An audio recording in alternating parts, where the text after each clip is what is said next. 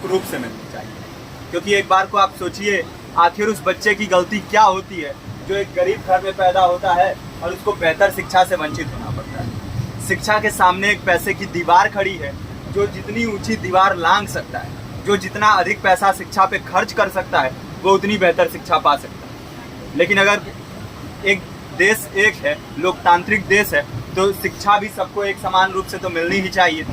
आज परिस्थिति ये है कि एक तरफ तो प्राइवेट स्कूल हैं जो लूट के अड्डे बने हुए हैं, वहाँ पे आप एडमिशन कराने जाएंगे तो सिर्फ एडमिशन के नाम पे ही आपको 10,000 20,000 रुपये देना होगा। और कमीशन खोरी का ऐसा धंधा है कि कॉपी, किताब, टाई, बेल्ट, ड्रेस, जूता कहाँ से खरीदना है ये आप नहीं तय करेंगे वो प्राइवेट स्कूल वाले। यानी आम लोगों की मेहनत की आखिरी कौड़ी उनके जेब से वसूल लेना चाहते हैं। और दूसरी तरफ सरकारी स्कूलों में न तो पर्याप्त टीचर हैं, न पर्याप्त बिल्डिंगें हैं। 2019 का ही ये पुराना आंकड़ा है कि हर 100 में से 52 स्कूलों में या तो एक टीचर हैं या 2 टीचर हैं, और उन्हीं टीचरों के ऊपर जिम्मेदारी थोप दी जाती है कि जनगणना करो, मतगणना करो, पशु गणना करो, तमाम काम करवाए जाते हैं। और 19 के बाद से तब से कितने टीचर रिटायर हुए होंगे, और 18 के बाद से कोई टीचर की वैकेंसी भी नहीं है। आप खुद भी सोच सकते हैं ये परिस्थिति और कितनी बिगड़ी हो।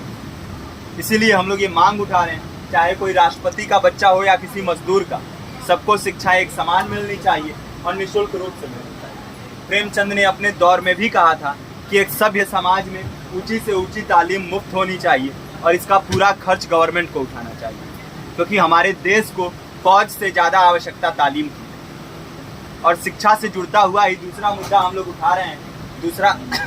दूसरा मुद्दा है रोजगार का। रोजगार की परिस्थिति ये है कि आज सरकारी सेक्टर हो या प्राइवेट, सब कुछ ठेका संविदा के हवाले किया जा रहा है।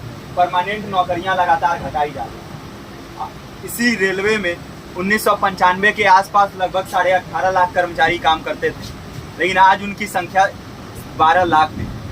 आप खुद भी सोच सकते हैं कितने बड़े पैमाने पे परमानेंट पदों को घटाया जा रहा है। और आज आलम ये है, एक तरफ लाखों पद खाली पड़े हैं, फिर भी कोई वैकेंसी नहीं निकलती। जो वैकेंसियां निकलती हैं उनमें भ्रष्टाचार होता है, पेपर लीक हो जाते हैं। RO, UP police, BPSC, SSC, CGL, ऐसे तमाम पेपर लीक हो चुके हैं, आप लोग भी जानते ही हैं। अभी नीट की धांधली में ये पता चला कि एक एक पेपर 30 लाख से 50-50 लाख रुपए में बेचा गया। हम और आप तो ये पैसा नहीं दे सकते। पूरी की पूरी कारस्तानी सरकार, प्रशासन, शिक्षा माफियाओं की होती है, और भुगतता कौन है? आम घरों के लोग, जो लोग सालों साल तैयारी करते हैं, दिन भर में 10-10 घंटे, 12-12 घंटे पढ़ते हैं, और इतनी कड़ी मेहनत के बाद, सालों साल की मेहनत के बाद उनके हाथ लगती है तो सिर्फ हताशा, निराशा, अवसाद।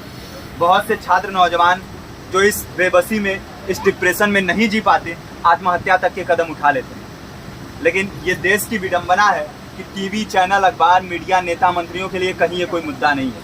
उनके लिए मुद्दे हैं तो जाति, धर्म, रंग, नस्ल, अगड़ा पिछड़ा। आज जब पूरी परिस्थिति इतनी भयावह है तो ये जरूरी है कि लोगों के बीच में जाया जाए, लोगों को संगठित किया जाए और एकजुट किया जाए। क्योंकि आज अगर अपने मुद्दों पर बोलेंगे नहीं तो कल को ये परिस्थिति और बिगड़ेगी। हो सकता है ले देके अपनी जिंदगी तो हम लोग काट ले जाएंगे, लेकिन आने वाली पीढ़ियों को क्या भविष्य देके जाएंगे, ये भी सोचने वाली बात है। हमारे साथियों ने आपको पर्चा दिया है, पर्चा आप तक पहुंच गया है। पर्चे में और भी बातें हैं, इसको पूरा विस्तार से पढ़िए। पर्चे में हमारा नंबर है, संपर्क कीजिए। फेसबुक का, इंस्टाग्राम का लिंक है, आप वहाँ पे जाएंगे तो आपको पता भी चलते रहेगा कि लगातार किन किन माध्यमों से हम इस अभियान को चला रहे हैं। नुक्कड़ नाटक, संगीत, शिक्षा सहायता मंडल, लाइब्रेरी, तमाम माध्यमों से इस अभियान को चला रहे हैं और कोशिश कर रहे हैं कि बड़े से बड़े पैमाने पर हर जगह पे लोगों को संगठित किया जाए और एकजुट किया जाए। आपके बीच भी आए हैं आपका साथ और सहयोग दें।